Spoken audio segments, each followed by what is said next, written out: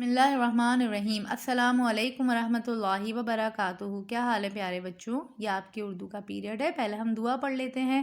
ربی زدنی علما، اے میرے رب میرے علم میں اضافہ فرما۔ بیٹا اپنی اردو کی کتاب کا صفحہ نمبر 77 کھولیے۔ جی بیٹے صفحہ نمبر 77 پر ہم آ گئے ہیں۔ آج دن لکھیے، تاریخ لکھیے۔ آج ہم کریں گے تفہیم۔ تفہیم کا مطلب ہے بیٹے کمپریہنشن۔ آپ کوئی پیسج دیا گیا ہے، اس کو ہم پڑھیں گے اور پھر اس کے بعد سوالات کے جوابات لکھیں گے۔ جی بیٹے عنوان ہے آم کے آم گٹھلیوں کے دام۔ آم ایک ایسا پھل ہے جسے لوگوں کی اکثریت پسند کرتی ہے۔ آم کو پھلوں کا بادشاہ کہا جاتا ہے۔ موسم گرما میں مئی کے وسط سے لے کر ستمبر کے مہینے کی ابتدا تک یہ پھل ذائقے اور لذت کی دنیا پر حکمرانی کرتا رہتا ہے۔ جی بیٹا آم ایک ایسا پھل ہے جسے لوگوں کی اکثریت یعنی کہ زیادہ تر لوگ اس کو پسند کرتے ہیں۔ اس کو پھلوں کا بادشاہ بھی کہا جاتا ہے۔ اور یہ پیدا کب ہوتا ہے؟ موسم گرما میں، گرمیوں کے موسم میں آتا ہے۔ مئی کے وسط یعنی کہ درمیان سے لے کر ستمبر کے مہینے کی ابتدا یعنی کہ آغاز تک، شروع تک یہ پھل رہتا ہے۔ آم گرمیوں اور گرم ملک کی پیداوار ہے۔ آم کی کاشت کی ابتدا، کاشت یعنی کہ اس کی زراعت کی، اس کو بونے کی ابتدا ہزاروں سال قبل مسیح میں جنوبی ایشیا میں ہوئی۔ جنوبی ایشیا، ساؤتھ ایشیا۔ ابھی یہ پھل پکنے بھی نہیں پاتا کہ اس کا استعمال شروع ہو جاتا ہے۔ کچے آم کی چٹنی بنتی ہے، اچار ڈالا جاتا ہے اور مربا تیار کیا جاتا ہے۔ آپ سب نے بھی کھایا ہوگا نا آم کا اچار اور آم کی چٹنی۔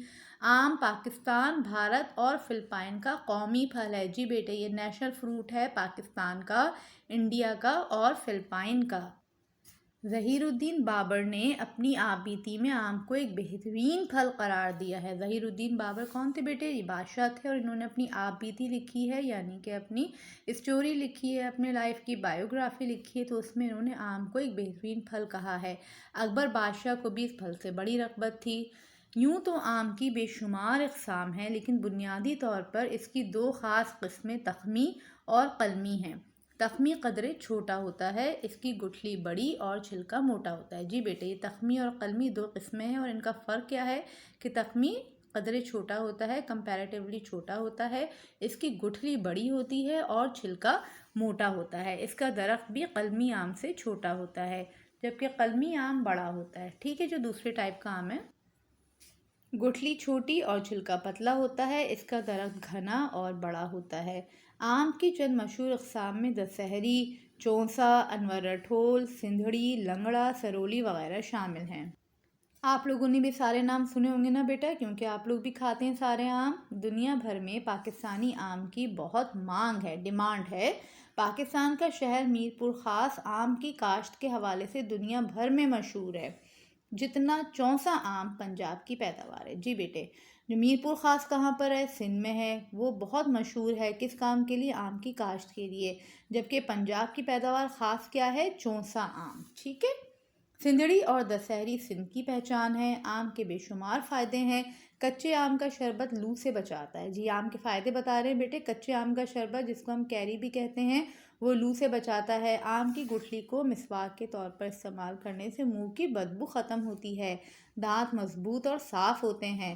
آم مہمانوں کی تواضع کے کام آتے ہیں، مہمان نوازی کے، اور دوستوں، عزیزوں اور رشتہ داروں کو تحفتاً دیے جاتے ہیں۔ انہی بے شمار خصوصیات کی وجہ سے اردو میں ضرب المثل مشہور ہے، آم کے آم گٹھلیوں کے دام۔ آم کو اردو زبان کے شاعروں اور ادیبوں نے بھی پسند کیا ہے۔ امیر خسرو، مرزا غالب، علامہ اقبال، داغ دہلوی اور اسماعیل میٹھی کی کئی تحریروں کا موضوع آم رہا ہے۔ ٹھیک ہے بیٹا یہ ہم نے پڑھ لیا ہے پیسج۔ اب ہم اس کے سوالات کے جوابات لکھیں گے۔ آم کو پھلوں کا بادشاہ کیوں کہتے ہیں؟ جی بیٹے آپ بتائیے آم کو پھلوں کا بادشاہ کیوں کہتے ہیں؟ کیونکہ اسے لوگوں کی اکثریت پسند کرتی ہے، یہ بہت لذیذ ہوتا ہے، بہت ذائقے دار ہوتا ہے، اس کے بہت فائدے ہیں۔ ٹھیک بیٹے صفحہ پلٹیے۔ پھر سوال ہے آم کن ممالک کا قومی پھل ہے؟ جی ابھی ہم نے پڑھا تھا نا، پاکستان، بھارت اور فلپائن۔ پھر ہے بیٹے آم کی چند مشہور اقسام بتائیے۔ جی کون کون سی پڑھی ہم نے؟ دسہری، چونسا، انور رٹھول، سندھڑی، لنگڑا، سرولی۔ اوکے، اس کے بعد ہے بیٹے تخمی اور قلمی آم کا فرق لکھیے۔ جی یہ فرق یہاں سے تھا، تخمی قدرے چھوٹا ہوتا ہے، اس کی گٹھلی بڑی اور چھلکا موٹا ہوتا ہے، اس کا درخت بھی قلمی آم سے چھوٹا ہوتا ہے، جبکہ قلمی آم بڑا ہوتا ہے، گٹھلی چھوٹی اور چھلکا پتلا ہوتا ہے، اس کا درخت گھنا اور بڑا ہوتا ہے۔ ٹھیک ہے، پھر ہے بیٹے آم کے 3 فائدے لکھیے۔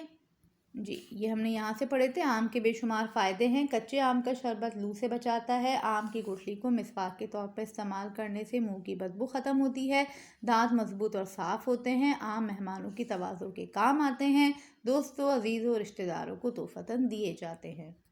پھر بیٹے سوال ہے آم کے آم گٹھلیوں کے دام، اس ضرب المثل کا مطلب بیان کیجیے۔ جی بیٹے یہ کہاں بولا جاتا ہے ضرب المثل؟ یہ اس وقت بولا جاتا ہے جب ہم ایک چیز سے فائدہ اٹھا رہے ہوں اور اس کے ساتھ کوئی دوسری چیز جو بظاہر اور بیکار لگ رہی ہوگی اس کو بھی ہم اس سے بھی فائدہ اٹھا سکتے ہیں، اس لیے کہتے ہیں آم کے آم بھی کھا لیے اور گٹھلیوں کے دام، اور گٹھلیوں میں بھی فائدہ ہے۔ ٹھیک ہے، پھر ہے بیٹے درجے ذیل الفاظ کے مترادف عبارت میں سے تلاش کر کے لکھیں۔ مترادف کے معنی ہم معنی الفاظ جن کے سیم میننگ ہوتی ہے۔ پہلا لفظ ہے درمیان، درمیان کا کون سا مترادف ہم نے پڑھا ہے؟ جی درمیان کا مترادف ہے وسط۔ اس کے بعد ہے بیٹے زراعت کھیتی، اس کا مترادف ہے کاشت۔ پھر ہے بیٹے نامی معروف، اس کا مترادف ہے مشہور۔ اس کے بعد ہے بیٹے مہمان نوازی، مہمان نوازی کا مترادف ہے تواضع۔ پھر ہے بیٹے عنوان یا مقصد کلام، اس کا مترادف ہے موضوع۔ آخری سوال ہے بیٹے درجہ ذیل الفاظ کے متضاد عبارت میں سے تلاش کر کے لکھیں۔ متضاد یعنی کہ الٹ، ضد۔ اقلیت، اقلیت معنی تھوڑے، اس کا متضاد کیا ہے؟ اکثریت، ٹھیک ہے، یعنی کہ زیادہ۔ پھر ہے بیٹے اختتام، ختم ہو جانا، اس کا مترادف ہے ابتدا، شروع ہونا۔